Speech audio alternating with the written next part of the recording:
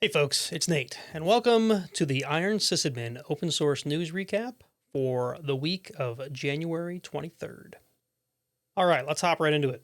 So, the first article I have for you for today is, I don't know, a little off the beaten path, and it is an important issue, but it has some rough edges, in my opinion. Okay, so let's get to it. This is the article I'm going to read, or I'm going to reference first, is from Tom's Hardware. All right, I got to be careful how I talk about this particular article because YouTube doesn't like when you talk about this particular subject. And that subject is firearms. Washington State proposes new 3D printed gun controls with blocking features and blueprint detection algorithm. Proposal would carry sentences of 5 years in prison and a $15,000 fine for violation. Now, let me be clear. I am a gun owner.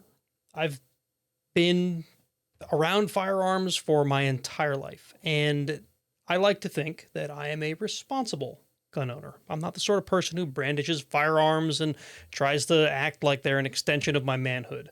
But they are a valuable tool, and as an American citizen, we have a right to own them. However, there are laws around how to safely own them and how to legally own them and produce them. And I think it's very important that those laws are a balance between responsible manufacturing and responsible ownership. Okay, now today it is already illegal for someone to manufacture their own firearms. And there are very few cases where actual criminals have 3D printed firearms and committed crimes with them. Now, that's not to say that it's impossible. That's not to say that we should not have controls around this. However, the proposed law, if it goes into effect, effectively wants 3D printers to be smart enough to be able to block the manufacture of 3D printed gun parts. Now, again, I can get behind the idea that we don't want amateurs or criminals to be able to 3D print their own gun parts. That's a big deal, okay? However, we've seen how when the government gets involved with trying to control media or production of things, how spectacularly terrible that can go. Hello, digital rights management. In this case, what's being proposed is that 3D printers would have something built into their firmware that can't be circumvented by a technically adept person. That's actually written in the law. I don't have the wording right in front of me, but that's effectively what it says. Someone with sufficient technical skills will not be able to circumvent the protection. But your 3D printer should reject a print job if it's been asked to print some sort of a gun part. Now, how does it know what a gun part is? Does the printer have to have some kind of AI baked into it that can try to identify what a gun part is? Or is there some registry somewhere of gun parts? And if so, how does my 3D printer know what's in that registry? Well, it's probably going to have to check in every so often. And when it checks in, it's going to get some list of prohibited parts. And whenever I try to print something, or something similar to those perhaps, you won't be able to print them. Now, I'm talking about 3D printers here because it talks about additive manufacturing. Additive manufacturing is basically how a 3D printer works. It squirts out plastic in layers and builds those layers up. Resin printers do the same thing, except sort of in reverse. However, the law also talks about subtractive manufacturing. Now, if you're familiar with what subtractive manufacturing is, that's actually common machinists' work. If you're using something like a lathe and you're removing metal from, a rod or something to make a shape, or if you're using a CNC machine to carve something out of a block of metal, or if you're using something like a plasma table to cut out a part from a sheet of metal, that's subtractive manufacturing. And this is very common within the fabrication field. Maybe you're not familiar with those. I happen to play in both of those spaces. I have 2 3D printers and a resin printer, but I also work in metal fabrication for my other hobby, which is the Jeep and off-road world, right?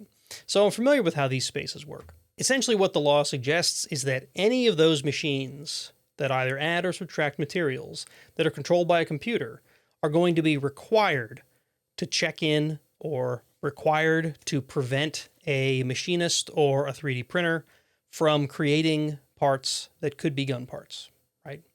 Now, again, At face value, this seems like it's probably not a terrible idea. We don't want people to be able to create their own firearms, because that could be very bad. We have gun control laws for a reason.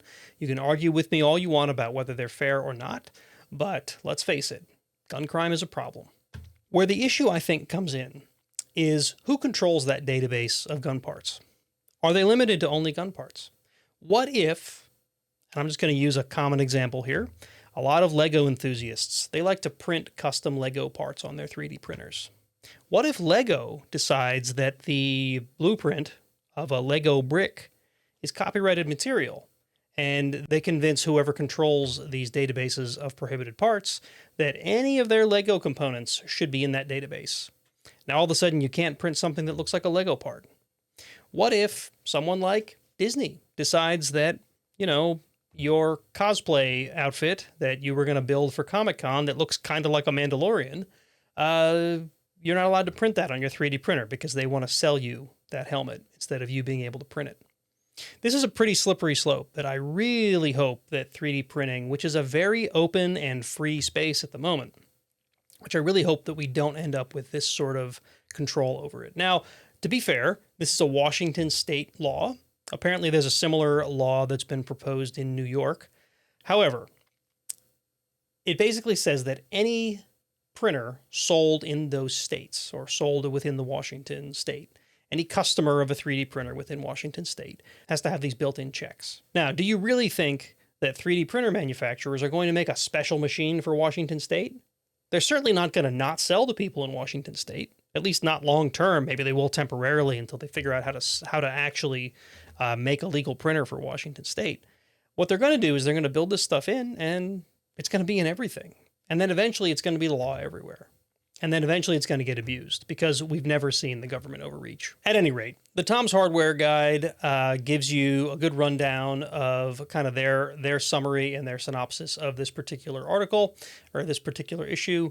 There's also a link in the description of today's show to the bill track website where you can actually see the process of this bill and what's going on. There's even a good AI summary on here.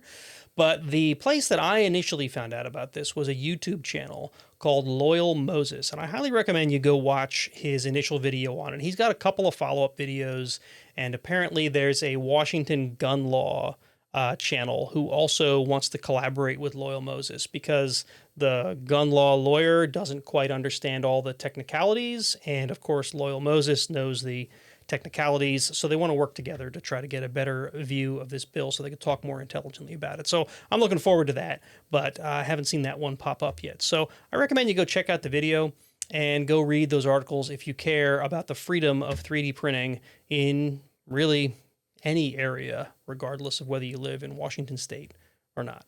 All right, our next article is from Ars Technica, and this is actually from last week, but I didn't get to do a show last week, so I wanted to make sure I covered it this week. Never before seen Linux malware is far more advanced than typical. Malware is not any stranger, right? I mean, if you have a system connected to the internet, you need to protect it against malware. However, the Linux platform has... I'm not going to go so far as to say that Linux is immune to malware, but it has not been the target that Windows has over the years. That's not to say there's never been malware, there's never been malicious software or scripts that have gone after Linux systems. That has certainly happened.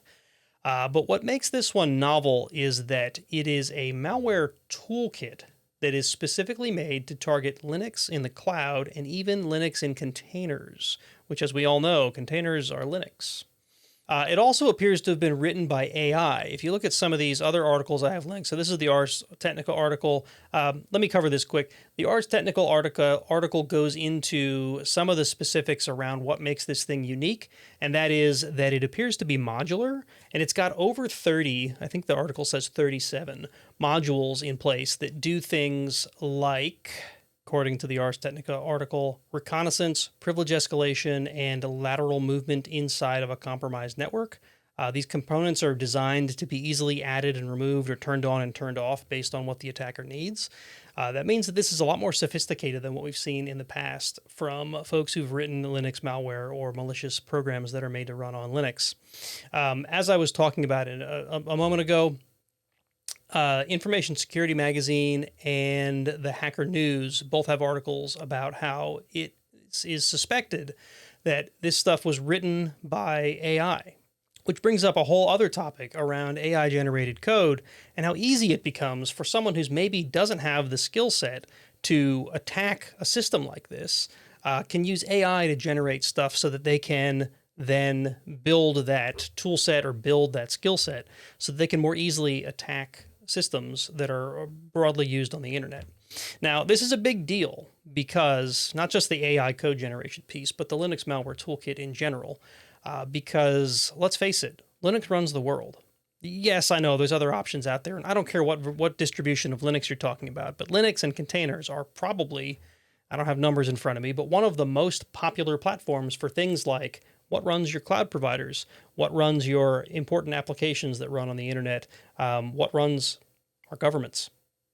This is all really, really important stuff to think about. So, not really great news, but the Ars Technical article, I believe it was, also mentions that there's not really a reason to panic just yet. There's no evidence that this is widely being used in the wild at the moment. They've just discovered, that the thing exists and that it's a thing to think about.